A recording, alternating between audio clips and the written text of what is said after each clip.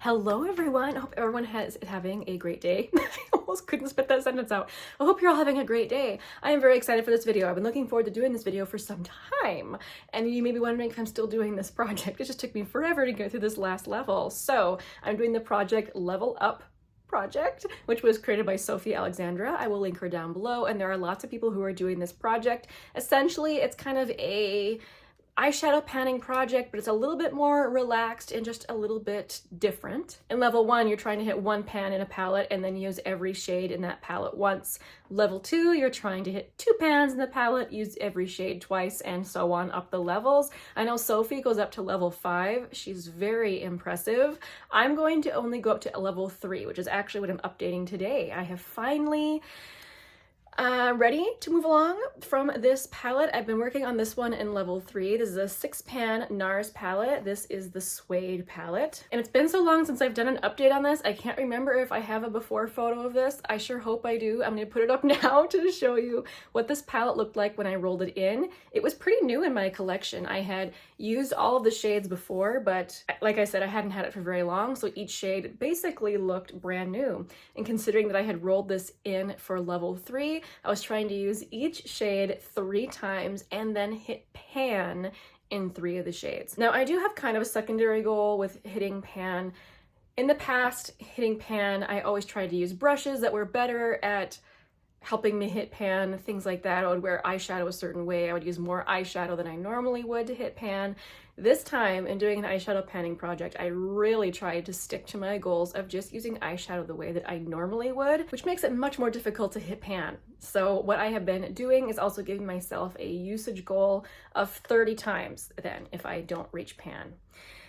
I'm also going to add in a new rule this month because this palette gave me some issues hitting some pan. If I have the palette in for 3 months and I still have not reached my usage or panning goals, I'm going to say I used the palette enough and roll it out, because that is what happened with this palette. I did not quite reach all my goals, although I'm still quite pleased with the goals I reached. So this is where it's at now. So I did use each shade on the top row 3 times.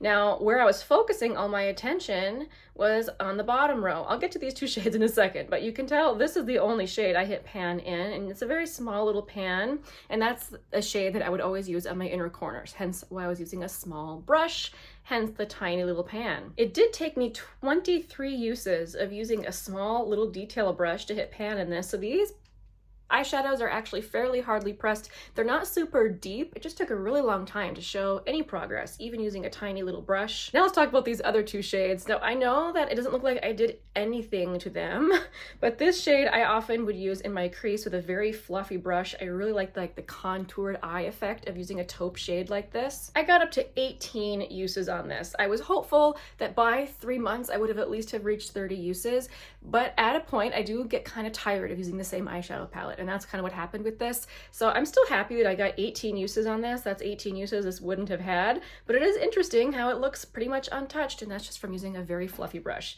And when I was talking very fluffy, I'm talking about like a giant fluffy brush. And I wasn't shy about how much I used, but look, it pretty much covers the majority of the pan. So that would be why you're not seeing any sort of a dip. If you hear any weird little snuffling noises, my dog is sleeping over here and she is snorting in her sleep. So that's what that sound is. Now this shade over here I was using as an eyeliner, and I always use a very small little brush. Sometimes when using a shade as an eyeliner, you can actually see a dip. Well, you can't with this one.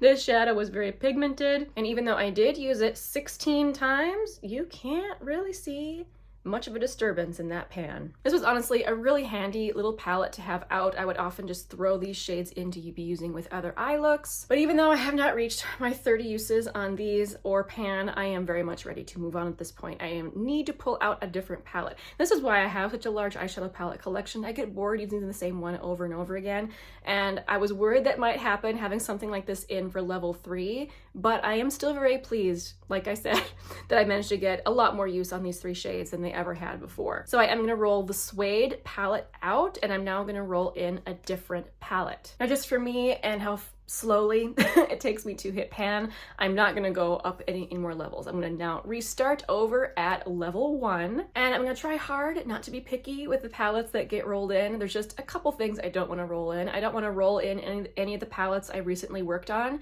So the palettes I've worked on so far, the Pat McGrath Mothership 1, the Anastasia Beverly Hills Sultry palette, and of course the NARS Suede palette that I just rolled in. I also don't want to roll in anything that I just purchased, because if I just purchased it, it means I recently just used each shade, which I try to do before I ever review a palette. Okay, I have numbers 1 through 51 in random.org. Let's roll for a number. 39. Oh my goodness. That is a Kaja trio. I'll be right back. Okay, this is the Kaja trio. I unfortunately depotted these a couple years ago. I was thinking it would make me use them more often. It didn't really work. So even though they are depotted and in my singles collection, I decided to include them as palettes in this project because I really wanted to get more use on them. I have been reaching for singles from these, although not from this trio, in my eyeshadow single project, and I have been loving them. I cannot tell you how pleased I am to roll this in. I have been raving and talking about Kaja shadows and how I need to reach for them more often. And while I do admit that for level 1, I was hoping to roll in a palette with a whole ton of shades, I cannot say that I am not completely gleeful about rolling in a Kaja trio. So here is what the Kaja Rosewater trio looks like swatched out. You can see they're very, very beautiful, wet looking, sparkly eyeshadows. Absolutely stunning. I have never tried to hit pan in one of these. We'll see how this goes. It will absolutely not be a problem to reach for each one at least one time. But which one am I gonna focus on? It might end up being the lightest one just because I'll be able to tap that over more eye looks than this one is more pink. But what a beautiful palette to roll in for the springtime. I'm very, very happy. And my goal for this is, again, pan or 30 uses.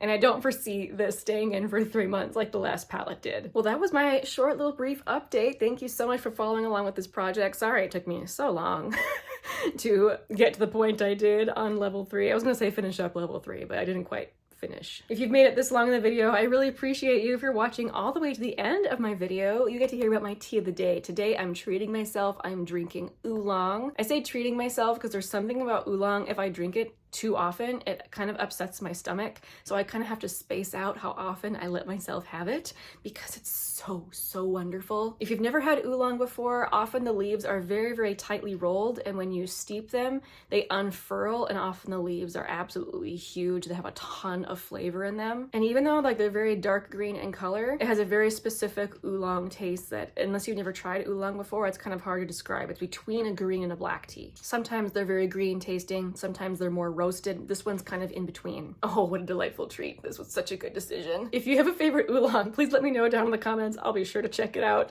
Thank you so much for watching. I will see you again very soon in the next video. Bye guys!